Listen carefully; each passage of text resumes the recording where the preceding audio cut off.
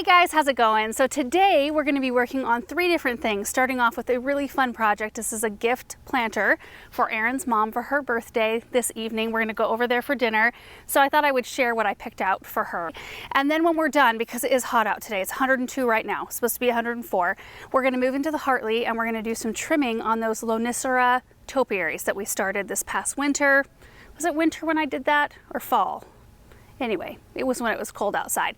And then we're gonna go inside and I would like to make for you guys pumpkin bread, but with our own freshly milled flour. I figured it out. I tried this recipe the other day and the bread is to die for. So whether or not you have freshly milled flour, I definitely recommend giving the recipe a try. Okay, let's start with this group of beautiful plants. I'm excited about how this is gonna come together. I think all of these textures and colors are beautiful. We're not really dealing with, much for blooms. We've got some blooms on this is a forever red heuchera right here, and it's got some kind of paler pink blooms starting to open. We've got a looking glass brunnera. I just love brunnera. I plant a lot of the Jack of Diamonds and Queen of Hearts, which have massive leaves. This one has a smaller leaf and a little bit more silver in the leaf altogether. And then we've got a Japanese painted fern right here, which kind of mirrors that silver color, but there's a little bit of purple that I think is gorgeous. We've got a couple of the New Look Dusty Miller that I started from seed. Aren't they gorgeous? Oh, the color is just beautiful. The color with that heuchera is gorgeous. And then we've got some wild strawberries just for pot. I don't know if I'm going to use these or not. I grabbed them because I thought, well, they might be a nice little delicate edging plant, but we may not need that. Erin and I went down to the garden center just a few days ago with the sole purpose of picking some things out that I thought Sue might like. And she's got a beautiful garden. In fact, we were there prior to Mother's Day. We did kind of a surprise for her and just mulched their whole entire garden. That was her Mother's Day gift. And it's always fun to go down and work in somebody else's space. And she does a fantastic job with plants. So I think that this will be a good blend. One, because this will tuck in. It's not huge. So it will tuck in to her, I think, her back patio or her front porch, either one. They're both protected. They'll both receive shade in those areas. The other thing I think that works well is that most of these plants are perennial, and she's really good about reusing. So if there's a perennial in a container, she'll pop it out and put it in the ground somewhere. So I think she'll have fun with that. And then the container here is just on the neutral side, neutral color palette, so you can tuck it in with whatever else. And she's already got some really pretty pots, so I think this will go really well. I've got our potting mix, so I'm just gonna work on putting this together. This is gonna be really fun. I feel like I haven't put together kind of a small mixed container in a while. Now I'm not sure, but I think the diameter of this pot is about 14 inches. We are gonna pack it full because it's a gift and I want it to be beautiful from day one. Also, it's kind of great timing because we're about ready to slide into fall. Like I said, it's gonna be really hot today, but we're in for about a 20-degree cool off from today until like the end of the 10-day. We're gonna be in the low 80s. So I'm hoping that's the trend, that we're gonna kind of start getting a little bit more mild. Things will stop growing as quickly. And in the fall months, you can really cram stuff together because they're not gonna be growing a tremendous amount and they'll be just as happy as can be. And then you can pop these out at the end of the season and put them in the ground if you want. So I'm not putting anything at the bottom of this container. There is a drain hole here. I'm just gonna be using straight up potting mix. Let's do that first.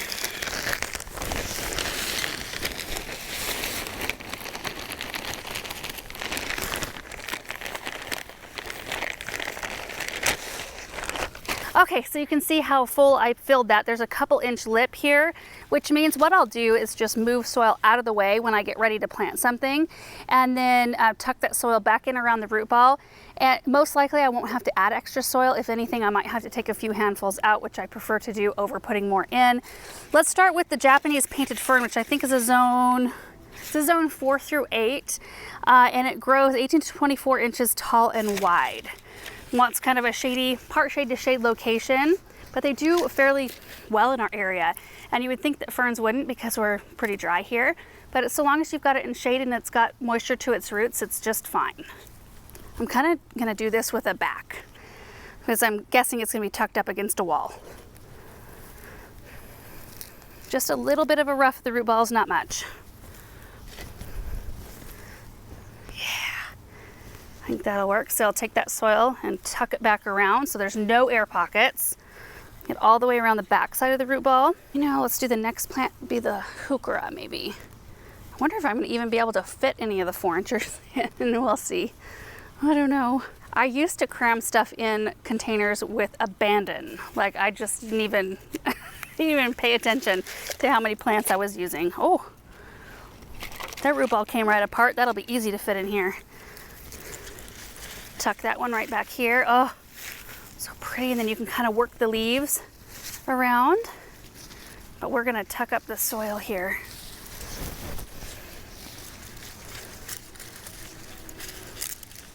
Just scooting some soil to the back, around the back side of the root ball. Okay, then I think I am gonna remove some. Make way for the Brunnera.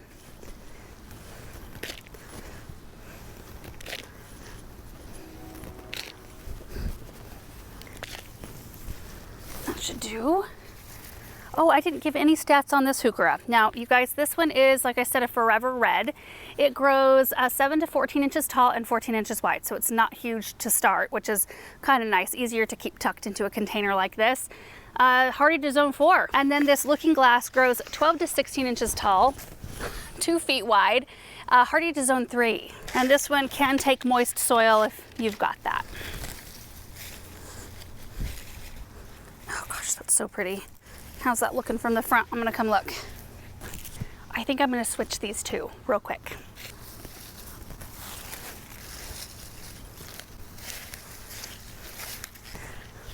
Yep, I like it. I do think we can squeeze one little strawberry up front. I'm going to pinch the runners and any of the yellow leaves.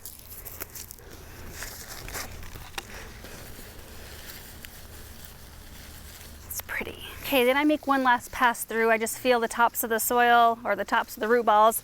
Make sure to put my fingers all the way around the root balls to make sure that they're completely tucked in while leaving a lip.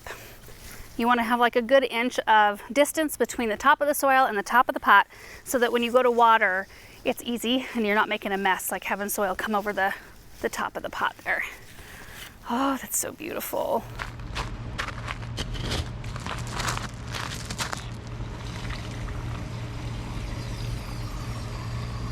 And there we have it. Isn't that pretty? Oh, that mix of plants is just gorgeous. So just 4 of them in there. The fern, the Brunnera, the heuchera, and one little wild strawberry. I did pick up a couple of saucers. They didn't have any of the thick plastic ones left, so I doubled up, strength in numbers. And I mean, this is gonna probably be outside, but just in case it was on a surface that maybe she wanted to catch the water, she'll be able to do that. But I think it turned out really pretty. Oh, those plants are so gorgeous. I was in the mood to see something fresh like that. Ready for it. I'm ready for a change in season. A lot of our plants are ready for a change in season as well. Okay, now I am locating my snips. I don't remember where I left them last. We're gonna head to the Hartley next to do the Lonicera topiaries.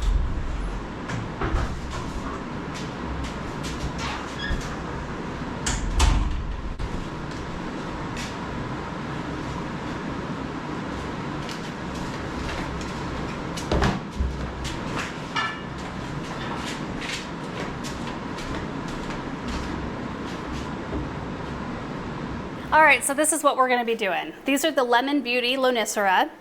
They're a really pretty plant, and I just had these real mangy looking plants, actually they look mangy again, this last fall. So I decided to pot them up and kind of train them. You can see like this stem right here that I'm training so that we can have a double ball topiary here.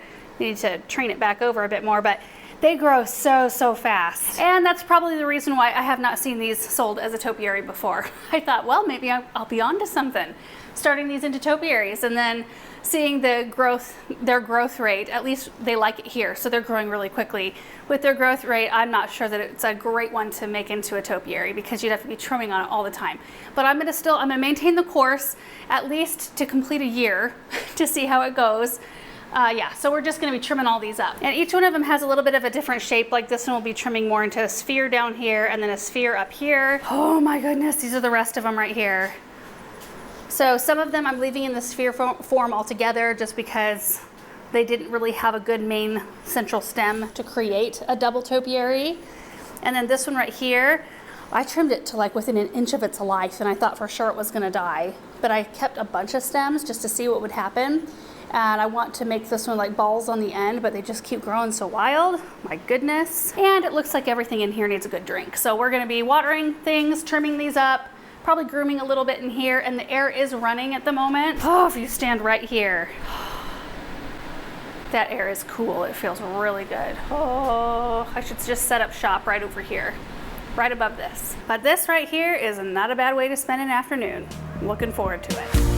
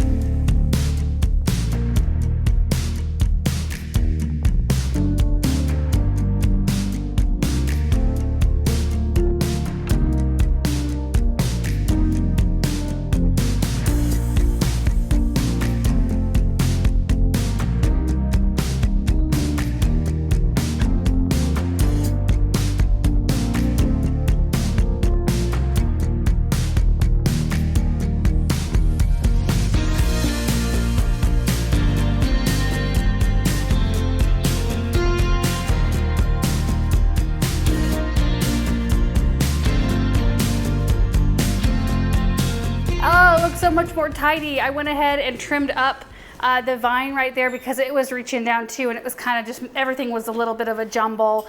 I did have to cut one like quite far back because there was a lot of dead on it and like half dead leaves like this right here. So I think it'll push new growth and it'll do a lot better. Honestly, when I look at some of these, I think they have thickened up quite a lot from when we very first started. I mean, a lot of them looked more like right down in here, see how this one has a skimpy side? A lot of them started out kind of looking like a skimpy side all the way around. Some of them had a little bit more of a thick side, but they are all thickening up quite a lot. And the tops, that's what's amazing me, because when we very first started, they were really thin. Like you could kind of see a little idea of what we were going for, but now you can see it a little bit more clearly. So maybe if I had these on a once a month pruning schedule, instead of, you know, waiting 3 months, 4 months between pruning. And really that wouldn't be that bad, because even today when they were all kind of overgrown, it did not take very long. Not long at all. I would say like 45 minutes maybe to do all of these. And maybe that would help encourage even more dense growth, and we'd get a quicker topiary and they would look tidier more often, or more of the time. So happy to have that done, and I got everything cleaned up. You know, when I groomed the vine on the top, which the name is evading me, is it a grape ivy? Anyway, I dropped a bunch of leaves on the ground, so vacuumed, got the counter all cleaned back up. So we're good to go in here. Now we can head inside the house and make our pumpkin bread. I'm so excited for this. When I made it the other night, I mean, it was gone within the hour. So I was really looking forward to having it for breakfast for the next morning, and I didn't end up getting any. Got yourself some M&Ms? Yeah. You wanna go shopping? Pick something out for Grandma? All right, let's do it. We're gonna do that first. Then we'll make our pumpkin bread. Okay, we are inside now. I do have everything laid out to make the pumpkin bread, but I think the biggest difference here from my first experience with the flour that we milled was that, one, I have learned that I need to measure it differently. So with freshly milled flour, you have to add a little bit of extra additional flour. Usually it's about, like if a recipe calls for 1 cup of flour, you would need to use 1 1/4 cup of the freshly milled flour. The other thing I have learned is that I need to sift it. So I don't typically sift flour, which I know technically in a lot of recipes you should be doing that, but I typically don't. But what it does with the freshly milled flour is that it removes the bran. So it's interesting to see that even though the flour looks and feels smooth right now, you can still sift some of that out. So there's our flour right here. And yeah, it has that flour feel to it. But it's interesting. I think it makes it lighter. But anyway, that's what I experienced the first time I made this bread. The oven has already been preheated to 350 degrees. Loaf pan has been greased. It's ready to go. And then all of my ingredients, those that I could measure, have been measured. There's a cup of pumpkin, quarter cup of oil, and then everything else here. And what I'm gonna do, I'll give you a close-up of the recipe. Here it is. If you want to pause the video, you can write everything down. If you cannot read my handwriting, which I wasn't super tidy, we will try to remember to type it and put it below the video in the description. But if we flip this over, those are the instructions right there. It's really simple to do. We're going to be whisking together all of our dry ingredients in one bowl. We're going to be whisking together all of our wet ingredients in another bowl. We'll be adding our wet ingredients to our dry ingredients. Then we'll be putting it in our pan, and then we'll be baking it. Easy as that. But real quick, I want to show you what happens. I'm not measuring this out for the recipe right now, but I just want to show you what happens after we sift this flour. Sifting, all that light fluffy stuff is going down into the bucket. It does have a different look to it than the rest. I don't know, the lighting in here is always so hard. You can already see like the chunkier stuff down in there. Less and less is coming out the bottom. Like, that's a significant amount. I didn't put that much in here. All right, guys, I brought it outside because I couldn't see the difference inside very well with our lighting.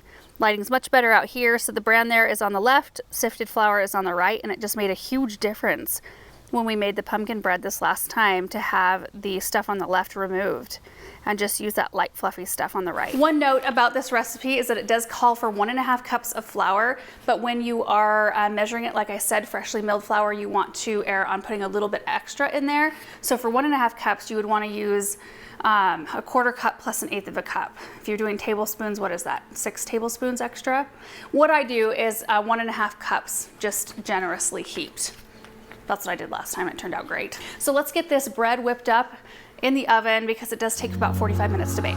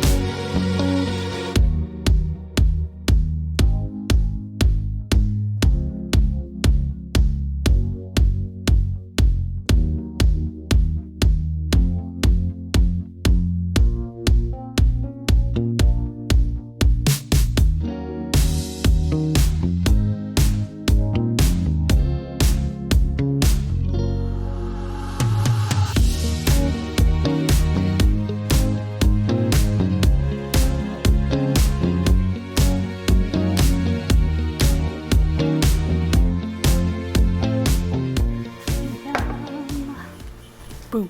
No. What are you doing? Oh. And there it is. It's springy. It smells delicious. It's super hot, so we're gonna have to wait a minute to try it, but oh my goodness, I'm so excited. And I had time to make 2 more loaves, one of which is already in the oven. I had that little bit of pumpkin left at the bottom of the can, and I thought, oh, I know I have 1 more can downstairs. If I could open that second can, I would have enough to make 2 more loaves of bread, which means I can give 2 loaves of bread away, which is always fun to do. Okay, this is still piping hot, but I can't wait to see. Oh, so yummy. Oh, the crumb is so tender, but it's fluffy, it's not dense. Oh, yum. Here is a look at it in better light. Doesn't that look delicious? Moment of truth. Mmm. It doesn't need anything on it. I mean, it'd be good with butter. It'd also be good with apple butter, but you don't need a dang thing on top of that. It's so good. And we made that using the wheat that we grew in our garden. And it's amazing to me, by just making those 2 small changes, using that fine mesh sieve to get the bran out, and then also measuring it a little bit more than what the recipe calls for, that's what did it. It's so perfect. Now, all of this is experimental for me because one, this is the first time I've ever, well, grown wheat myself or milled it into flour or used freshly milled flour or used soft white wheat because that's what we grew. And for those of you who haven't seen our wheat video, I grew a variety called Ovation, soft white winter wheat, typically good for quick breads, non-yeasted breads, I guess, you know, pastries, cakes, that kind of thing. But the first recipe I tried it on were biscuits because I thought, well, that's a really quick one. You know, you can mix them up and bake them in less than 20 minutes or right at 20 minutes. So we can really get a quick result here. But I did not know about, you know, sifting the flour or measuring more, and those biscuits, while they tasted good, they were pretty heavy. So yeah, I've just been learning a lot here. Now I have a friend of mine who makes the most wonderful croissants, like so good, the best croissants I've ever had. And I asked her, I said, I have no idea if this is gonna work, if this type of flour is gonna work, but would you mind trying my flour and making a batch of your croissants? And she was happy to do it, and she made 2 batches actually. I think one was sifted flour and one wasn't, maybe. I can't remember. There was 2 different variables, but neither of the batches turned out because this type of flour just does not have the gluten content, the high protein that other flours do. So that's something to consider. If you're gonna go to all the work of planting and growing your wheat and then milling it and doing that whole process that it takes to get it to this point, you wanna make sure that you're growing the type of wheat for the type of baking that you like to do. So that's something I will consider going into this next year of wheat, or wheat crop. I will probably grow some more of the soft white winter wheat if I can perfect like some of these breads and things with the flour that I've got now, and then also grow like a hard red or some other type of wheat that has a higher protein content so we can do some yeast breads. I think that would be amazing. Oh, do you hear the thunder? Anyway, one last thing I wanted to mention, when I showed you my ingredients sitting on the counter, I had my little carton of almond milk sitting there, which you can use in this, but I think buttermilk is the best. That's what the recipe calls for. I had enough in the fridge to make the first loaf and part of the second loaf, and then I used some 1% milk that we had in the fridge. So you could pretty much use whatever you need to in the way of milk there. And I have like 1/2 to 3/4 cup of sugar listed on the recipe, and I kind of go somewhere in between. It's probably closer to 3/4 of a cup because I want it to be sweet. Maybe that's why I feel like I don't need to have anything on it, because it's like almost cakey to me. It's so delicious, but you can adjust that based on your taste. Anyway, that is it for today. Thank you guys so much for watching this video. Little menagerie of things that we had going on, but exciting things that I wanted to share with you. So I hope you give this recipe a try. If you do, let me know, because I think you guys are gonna love it. We'll see you guys in the next video.